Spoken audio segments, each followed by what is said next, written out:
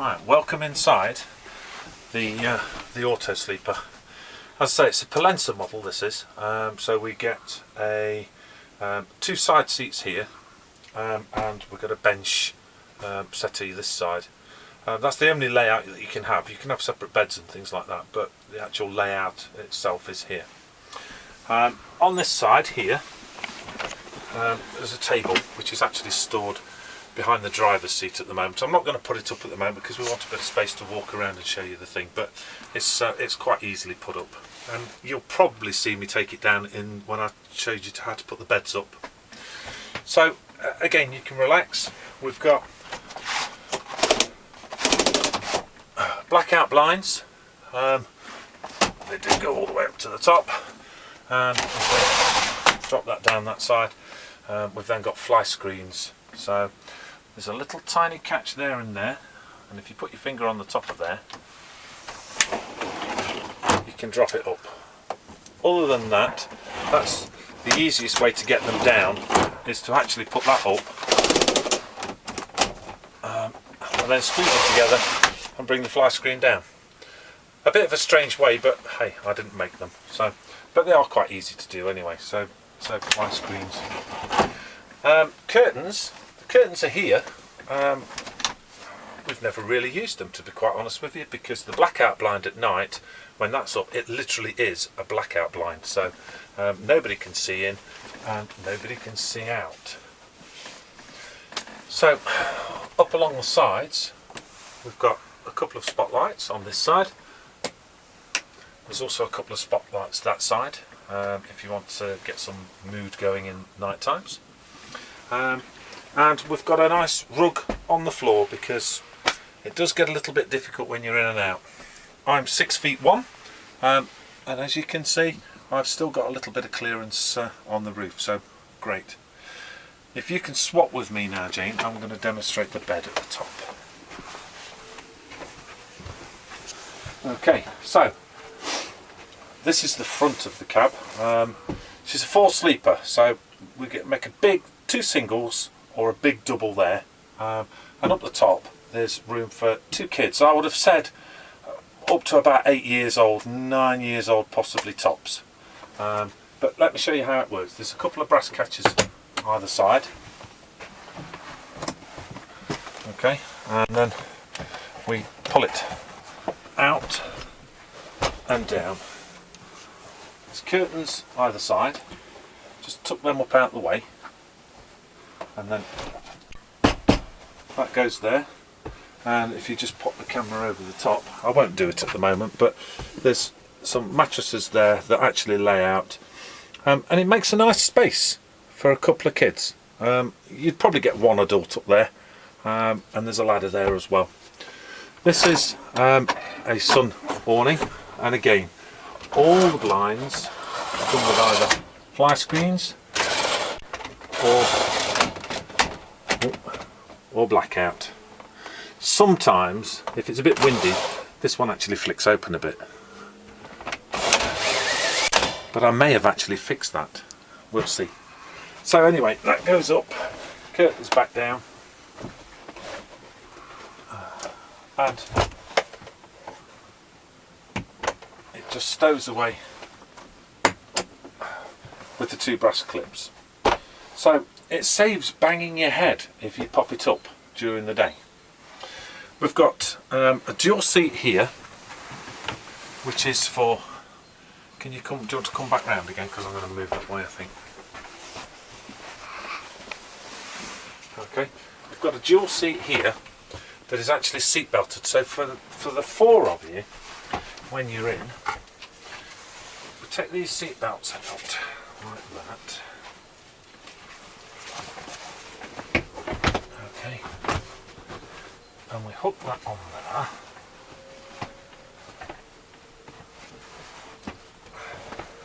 There it is, there's that one. There's that one. Right, so down the side here, let me just pop that out. We don't use them very often, as you can imagine. Right, so that's there, look. So to seatbelt yourself in,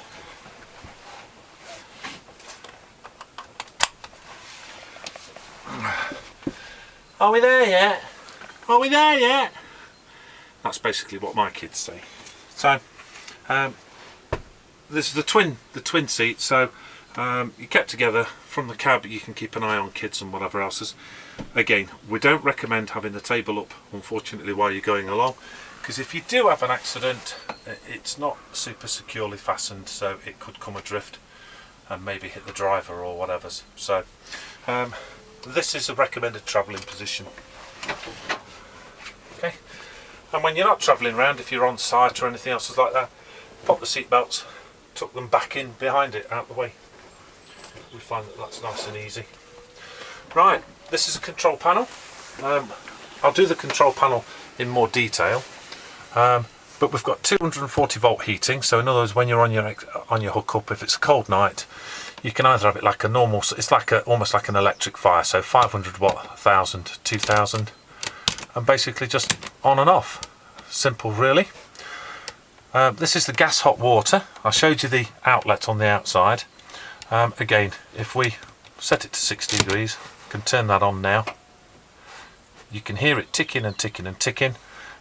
If the red light comes on, it means that there's a problem. There's a problem now because the gas isn't turned on. But if the gas was on, then it would tick and it would light. Okay. This dial here, that gives you the output of the voltage of the leisure battery, so it's reading around 12 volts, it's a 12 volt battery, so that's what it should be delivering.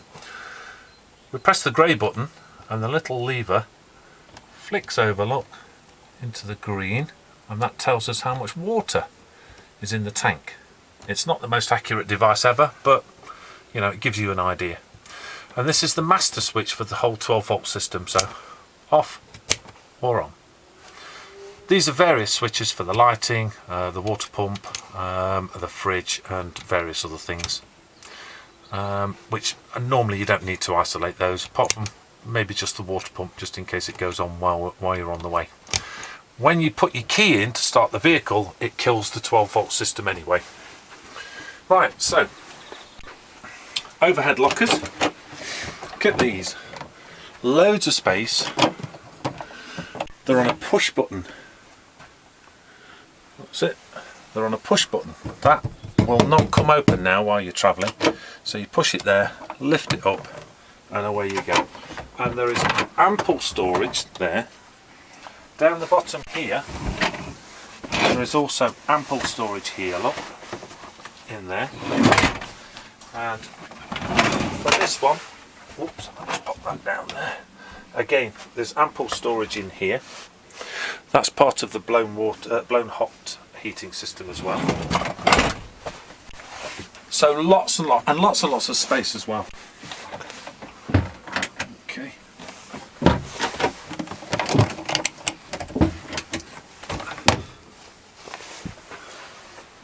Thank you. Oh, there we go. There's two more things up here for food. And we supply cheese graters and bits and bobs and stuff like that. There's an inventory list that will get emailed to you anyway. Right, this is the locker outside. This is where you can gain access to that. Whoops, it's come off, but anyway. Jane insisted I show you this. And that's where all that stuff is kept there. Okay. So lock that back off. Pop the poppers back on. There we go. Is that on? It is now. Right. So we have a wardrobe, which is enough to carry lots and lots of jackets and clothes and things like that. Also in there, if you just look down the side here, these are all the gas taps, and they're clearly marked whether they're on or off. So that turns them on. That's why the hot water didn't light, because the gas isn't on. Okay. There's a gas fire stroke electric fire down the bottom there.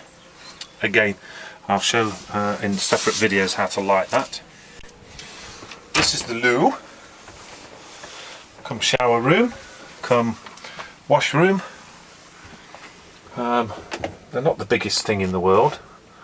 There's a Thetford toilet there, and blackout blinds again, and places to store all your toothpaste and toothbrushes and loo rolls and things like that. Obviously, when you're in a motorhome, things have to be steadied and locked down. Cooker.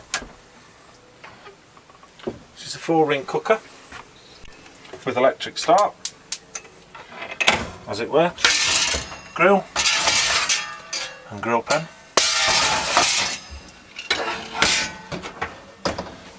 I wouldn't say it's a full-size oven, but you can actually cook a chicken in there quite easily. We've done it many a time.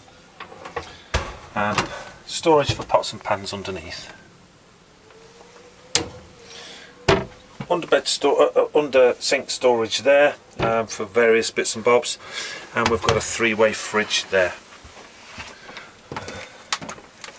Handy little drinks cabinet. Okay, now above the door, all your keys are all there. We keep them there, and because sometimes if you go over a speed bump too fast, everything jumps in the vehicle. So we actually keep these tied up with an elastic band.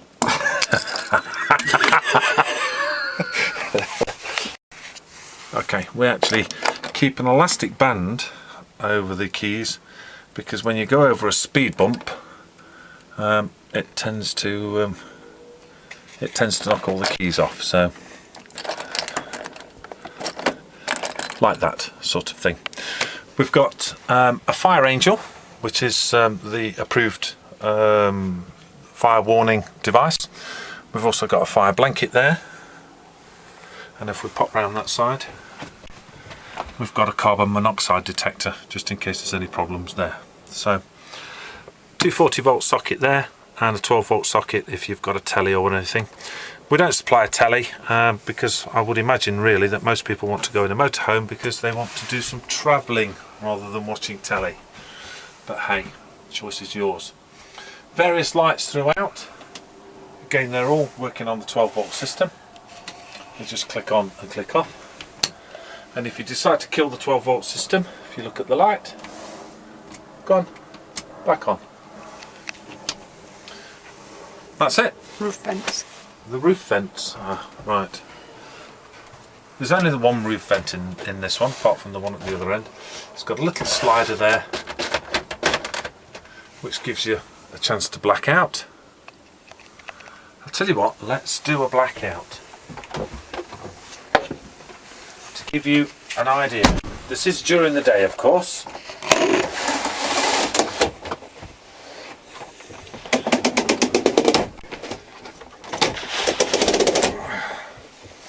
And this one. And drop the curtains round.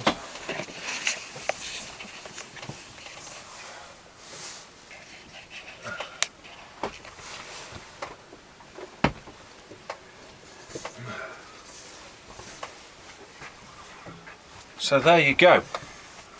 In theory, this is during the day. Well, it is during the day. It's about 1 o'clock and it's sunny. So blackout means blackout.